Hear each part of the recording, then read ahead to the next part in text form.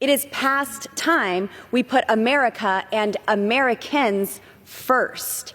Joe Biden and his regime are shelling out benefits to illegal immigrants like Oprah Winfrey on her show. Everyone gets a vote. Everyone gets recognized, even if you're here illegally. In New York, aliens are receiving $53 million in free prepaid debit cards. In Denver, Colorado, aliens get 6 free months of housing. And now they want to hand them seats in Congress to buy their lifelong allegiance to the Democrat Party. Including these aliens in the apportionment of congressional districts impacts representation in Congress and undermines the constitutional principle of one person, one vote.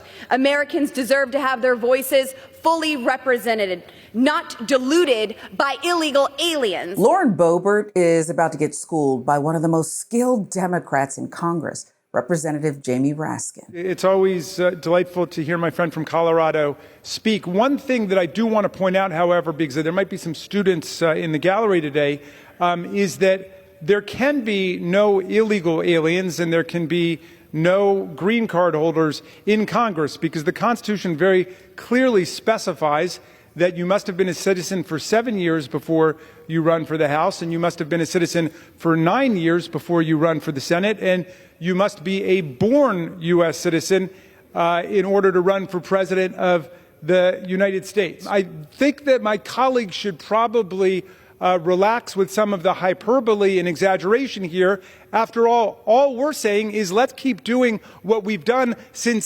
1790 in the country. This is the way that the census and the reapportionment have always been run in the United States of America. And what they're proposing is obviously a radical departure from what the Constitution ordains. This is the way it's been done since the beginning of the Republic. The language in the 14th Amendment is perfectly clear that it's all of the persons of the state who have to be counted. I thought you guys were constitutional textualists. I thought you followed the language of the Constitution, the original intent of the Constitution, and the precedent that has been set. Raskin turning the tables on Republicans, arguing that they aren't adhering to their own principles and how that reveals much more than the obvious hypocrisy.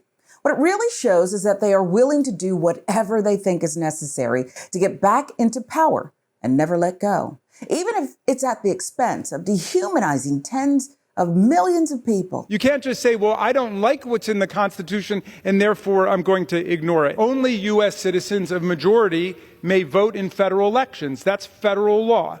But everybody, including children who are U.S. citizens, are counted, even though they can't vote in federal elections. The last president tried to include a citizenship question on the decennial census in 2020 and tried to count only U.S. citizens for the purposes of census and reapportionment. And the effort failed miserably in court for obvious reasons. Now that Raskin has thoroughly dispatched the idea that only citizens should be counted in the census, Jim Jordan will try to save face for his party. If you went out on the street today and you asked someone anybody on the street, say, you know, we do a census every 10 years. We count up the number of people in the country. Do you think it's okay if we find out how many of those are citizens? That person would say, well, yeah, but aren't you already doing that? That's what they would think. All this bill says is let's count persons, like the Constitution says, let's count everyone, but let's also find out how many are citizens, because that's what should determine how congressional representation, how apportionment is done. We ask all kinds of other questions on the census anyway. What's wrong with asking sort of the fundamental question, are you a citizen of this great country, the greatest country ever? That's all this does. And that is important number to get, important information to get when you're figuring out who's going to represent how many congressional members from each of the respective states. This couldn't be more simpler. I don't know why they're opposing it, but they always do. Jim Jordan's argument is full of holes and even more hidden premises. The real issues at play here, the need to propose a constitutional amendment to change the census rules and the discriminatory nature of asking a citizenship question on a document that has nothing to do with someone's citizenship status. The census is about sheer numbers, so the government can allocate funding appropriately based on how many people are in the United States and where. The results determine where new hospitals, schools, and even supermarkets should be built. The Constitution is the Constitution, and nobody yet has laid a glove on the Constitution or explained how the Supreme Court erred in the unanimous Evanwell decision. None of them has been able to explain away the very plain language of the 14th Amendment, which says that it's all the persons of the states who are counted, not the citizens, and that's been the basis for both the census and the reapportionment since the country began. I haven't heard anybody either explain why their legislation is constitutional, nor have I heard anybody explain what's wrong with the immigration package we had. Donald Trump didn't want it because he doesn't want a border solution. He wants a border crisis. So they're left with a bunch of completely superficial, empty bills like this one, which I doubt it'll even pass the House. But if it does pass the House, it certainly won't pass the Senate. It'll never be signed by the president, and it will be struck down immediately by the Supreme Court.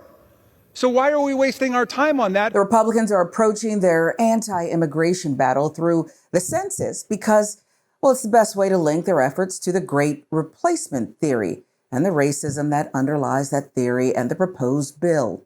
It's more political theater and yet another distraction from solving bigger issues and problems Americans are facing every day in this, an election year.